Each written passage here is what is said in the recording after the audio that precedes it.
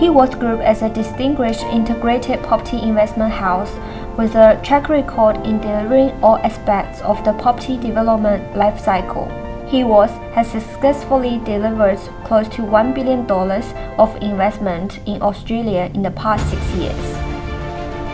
Heworth is made up of three main businesses: fund management, development, and construction. Heworth also created the land build business model, which provides developers finance and construction solutions.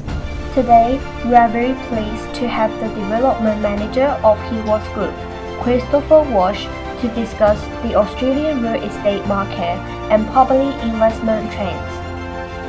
Chris has been in the property industry for 10 years and holds a bachelor degree in business and diploma in project management. He is responsible for Heworth's active investment and development projects. Hi, Chris. Hi, Jasmine.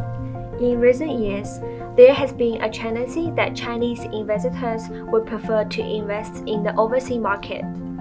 Heworth mainly focuses on investment in Australian real estate.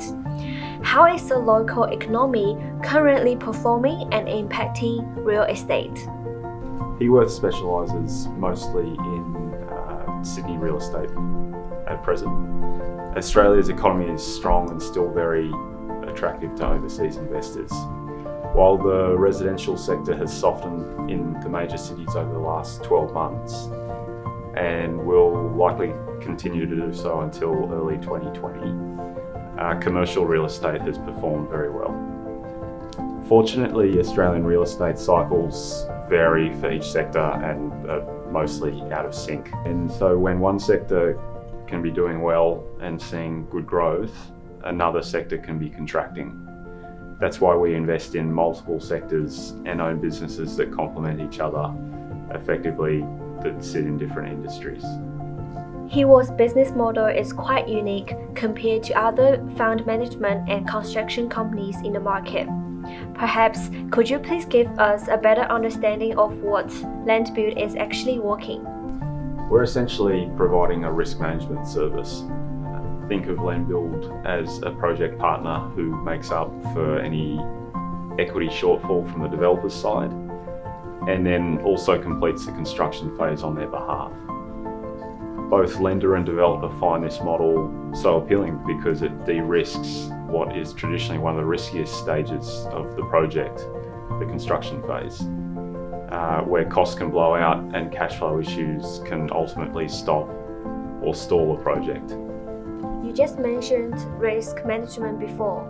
How does the Heworth ensure the safety of your investors' funds in the land build model? We approach each land build project like we would any potential investment by conducting extensive due diligence, both in-house and using external specialist advice, identifying various investment risks and ensuring these risks have been or can be mitigated. If a project fails to meet our strict risk control standards or requirements, we simply don't proceed. Only fully vetted land build projects are presented to our investors. Heworth also co-invests in every land build project, committing a minimum of 20% of the investment capital raised. So risk control plays a very essential role in land build. What other investment criteria do you consider before investing into a project? Without getting too technical, we look at the investment return, project gearing levels and debt coverage, how the loan can be secured, the developer's track record, macroeconomic factors, location and supply in the area, how the project performs under different scenarios, through undertaking what we call sensitivity analysis. Have you ever invested in a risky or unfinished project before? The word risky is quite subjective, so I'm going to assume you mean high level of risk. And no, we haven't. Heworth's risk control methods are strict and prevent us from investing in anything considered high risk. With regards to unfinished projects, well, that's the benefit of the land build model. We guarantee the project will be finished. Fortunately, to date, we haven't needed to step in and take control from a developer who thinks they can complete their project. Obviously, though, the contingency plan is we step in if required. Okay, that's the land build. What are the development and fund management role of your business? Could you please tell us about some of the current investments HEWOS are involved in? Sure. Our land development is a landmark project located in Sydney's inner west with over 28,000 square metres in mixed-use space, which is spread across 3 12-storey towers, including residential, commercial, specialty retail and entertainment, and has an end project value of $400 million. Then we have 160 Sussex Street, which is a 14-storey office building in the Sydney CBD, just opposite the Hyatt Hotel, which we purchased last year.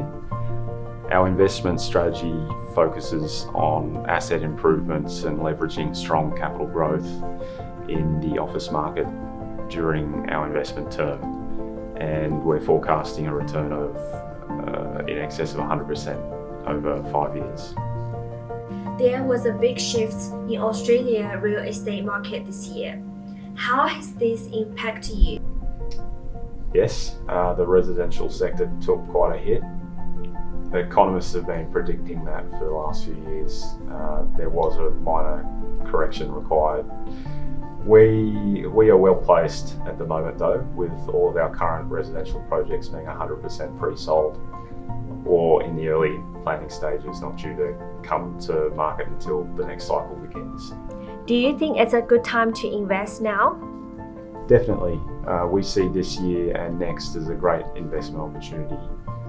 Our investment and development pipeline will mature in the next 3 to 4 years and should take advantage of the next phase of positive growth in the residential market. Development projects and the type of lending we offer generates high returns, which allow our investors access to investments typically reserved for institutional investors and family offices. Thank you so much, Chris, for giving us some ideas about land build and investment trends. Thank you, Jasmine. You're welcome.